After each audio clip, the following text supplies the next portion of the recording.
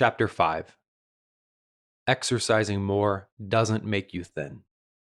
We've seen that eating less is not effective, but what about doing more aerobic exercise?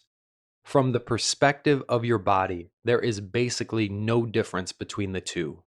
More calories out is effectively the same as fewer calories in. Everything that makes the eat less principle fail long term makes the exercise more principle fail long term as well. Now, I'm not saying that all exercise is pointless. What is ineffective is traditional high impact, moderate intensity exercise like jogging. Low impact and low intensity activity, such as walking, is phenomenal for your health. No impact, high intensity activity, such as eccentric resistance training, is instrumental in lowering your set point. We'll cover that science later, but first we have to free your mind from the conventional jog more to burn more mythology. In the same way that people drink more water when they exercise more, they also eat more when they exercise more. In his textbook, Obesity and Leanness, Hugo Rani, MD, of the Northwestern University, notes, consistently high or low energy expenditures result in consistently high or low levels of appetite. Thus, people doing heavy physical work spontaneously eat more than people engaged in sedentary occupations. Jeffrey M. Friedman, MD, PhD, head of the Laboratory of Molecular Genetics at Rockefeller University in New York, makes a similar point.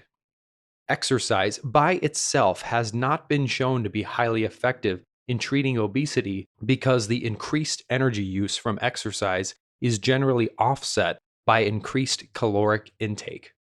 Compounding the problem, many people who exercise more do not eat sane, high quality food. They get the majority of their calories from low quality, insane starches and sweeteners. Therefore, for most people, exercising more triggers the consumption of more low quality food. More low quality food means more hormonal clogging and a higher set point. Far from burning body fat, we burn up time and build up clogs. Timothy Church, MD, MPH, PhD, who is with the Exercise Biology Laboratory at the Pennington Biomedical Research Center, worked with a group of overweight college-aged women to burn 2,000 calories per week through exercise for 18 months and found that the women experienced no weight loss. Church divided the women into 4 groups. 1. No change in exercise. 2. Exercise more. 3. Exercise even more. 4. Exercise way more. After 6 months, there was no statistically different change in body fat across the groups. Church notes that more exercise did not cause more body fat to be burned because a relatively high dose of exercise results in compensatory mechanisms that offset weight loss. He points out that most exercise guidelines for weight loss recommend 200 to 300 minutes per week, but they found that this amount of exercise induces compensation that results in significantly less weight loss than predicted. Marathoner Kim Rain captures a more typical experience. I've run 18 marathons and I put on 1 pound for each one. 18 marathons and 18 pounds heavier. It's so maddening. Here's a best case exercise more scenario. Michelle goes for a 30-minute jog and burns 170 more calories than she would have burned by sitting at home and listening to this book. She is trying hard to cut calories so she does not drink any sugary sports drinks and fights through the hunger and cravings caused by her jog. At dinner, Michelle unconsciously drinks an extra glass of low-fat milk thanks to her increased thirst and hunger. The net result of her jog is 13 more calories than if she had not exercised. Thanks to her set point, the 13 extra calories doesn't matter, But if Michelle knew what was really going on, she could almost certainly find something more productive to do with that 30 minutes. It's much easier to eat calories than it is to burn calories, so more commonly, people will have sweetened sports drinks while pounding it out on the treadmill. Afterwards, they easily overeat low quality food. The net result is more low quality food and a higher set point. For example, let's add up a 30-minute jog, negative 170 calories, with a 24-ounce sports drink plus 189 calories, plus an extra half serving of fettuccine alfredo, plus 390 calories. The net result of that 30 minutes on the treadmill, 409 more hormonally clogging calories. The food industry is well aware that exercising more encourages eating more low quality food. The list below shows food companies who serve on the executive board of the American Council of Fitness and Nutrition: Coca-Cola, PepsiCo, Hershey Foods, Sara Lee, Kellogg, Kraft, General Mills, Campbell Soup, ConAgra, Del Monte, the Grocery Manufacturers Association, H.J. Heinz Company, Master Foods, the National Restaurant Association, Unilever, American Associates of Advertising Agencies, American Beverage Association, Association of National Advertisers. Are these companies eager to tell us to exercise more because it's good for fat loss or because it's good for business? The National Soft Drink Association advises us to consume at least 8 glasses of fluid daily, even more when you exercise. A variety of beverages, including soft drinks, can contribute to proper hydration. But isn't jogging good for our heart? Not when compared with the smarter types of exercise you will learn about later. The American Heart Association found that jogging injures more than half of the people who do it. This high injury rate is due in part to the fact that every mile we run, our feet hit the ground about 900 times. Let's say you weigh 150 pounds. That means for every mile ran, you are smashing 135,000 pounds of force against your joints, ligaments, and every other part of your body. You could say that's like dropping 37 Toyota Camrys on yourself every time you go for a jog. Jogging is healthy exercise in the same way that boxing is healthy exercise. But doesn't traditional exercise help relieve stress and make us feel good? Maybe, but we'll see that there are plenty of other ways to de-stress and stay active without any unhealthy side effects when we exercise smarter. The theory that we have an obesity epidemic because people are not exercising enough is disproved by the data. In a July 2013 report, the Institute for Health Metrics and Evaluation found as physical activity increased between 2001 and 2009, so did the percentage of the population considered obese. Other studies go on to show that obese people do about the same amount of physical activity as lean people do.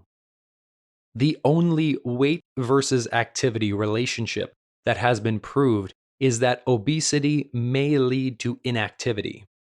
Consider the conclusion of a 2004 University of Copenhagen study. This study did not support that physical inactivity is associated with the development of obesity, but that obesity may lead to physical inactivity. More body fat may lead to less exercise, not the other way around.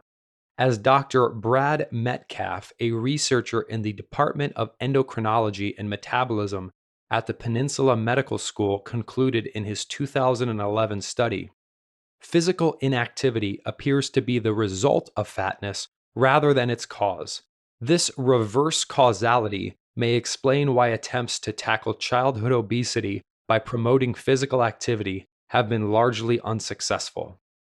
It's helpful to compare the idea that exercising less causes obesity to the idea that partying less causes aging. People may party less when they become older, but they do not get older because they are partying less. With age comes metabolic changes that make staying out until 3 a.m. harder. The same holds true with exercise and obesity.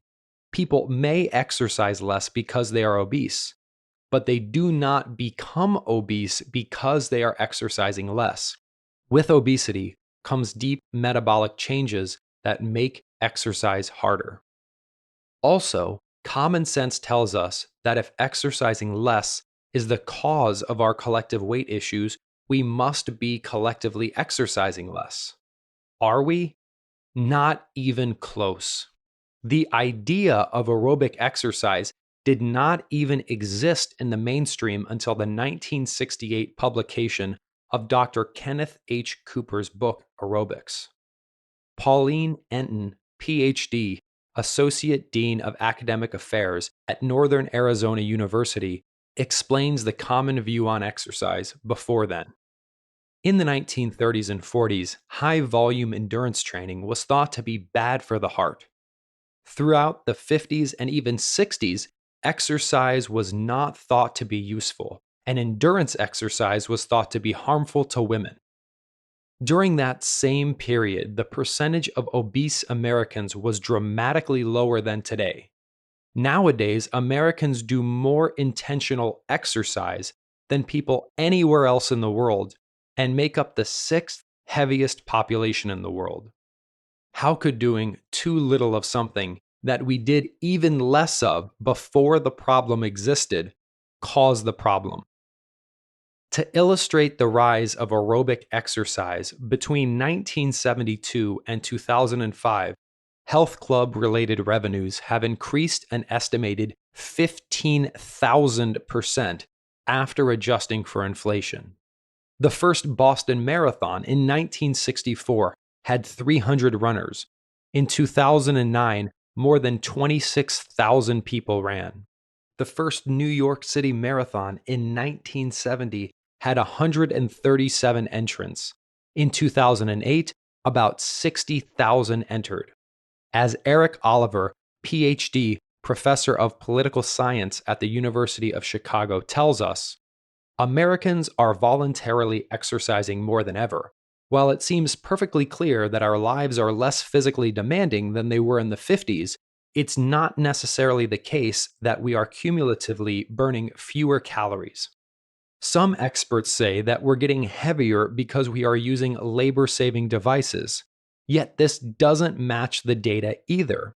The vast majority of labor-saving devices became common in households decades before obesity shot up. Use of dishwashers, washing machines, vacuum cleaners, and all the major labor-saving devices increased most between 1945 and 1965. However, obesity increased little during that time period. Use of these devices increased very little between 1978 and 1998, while obesity rates shot up. So, how could labor saving devices be the cause of weight problems? Digging into the data and abandoning assumptions about our activity levels, researchers like New York University's Marion Nessel tell us that the activity levels of Americans appear to have changed little, if at all, from the 1970s to the 1990s. What about all the TV watching? That's got to be the cause, right? That too does not correspond with the facts. Professor Seth Roberts determined that time spent watching TV increased by 45% from 1965 to 1975, yet obesity increased little over that time. From 1975 to 1995, when obesity shot up, TV watching increased only a little. Wait a second. We have to be burning fewer calories than our hunter gatherer ancestors, right? Unexpectedly, no. A landmark study was published in July 2012 proving that total energy expenditure is statistically indistinguishable between Westerners and modern foraging cultures. The data show that hunter gatherers were more physically active, but average daily energy expenditures of traditional foraging cultures was no different than that of Westerners after controlling for body size. How is this possible? How could modern hunter gatherers exercise more, but burn the same total number of calories we do? The modern day hunter gatherers automatically burned less when they were inactive to make up for burning more when they were active. As the researchers concluded, their results suggest that physical activity may be only one piece of a dynamic metabolic strategy that is continuously responding to changes in energy availability and demand. What is a dynamic metabolic strategy? We call it the set point. Finally, if general activity level determined weight, then the thinnest people in the world would be people with manual labor jobs, while the heaviest would be people with desk based jobs. People with manual jobs are active at least 40 hours per week, every week at their jobs. People with desk jobs are inactive at least 40 hours per week at their desks. Are manual laborers slimmer than desk workers? Let's look at the research. The Centers for Disease Control and Prevention, or CDC, collected data from over 68,000 adults and found that obesity rises as income falls and manual labor, that is, work related activity, rises. The data suggests that, on average, active manual laborers are heavier than inactive desk workers. Therefore, it seems that activity level is not a good predictor of fitness. Now that we've debunked the first calorie myth by showing that eating less and exercising more is not the way to get healthy and slim for the long term, let's look at how the second calorie myth conspires to undermine your weight loss efforts.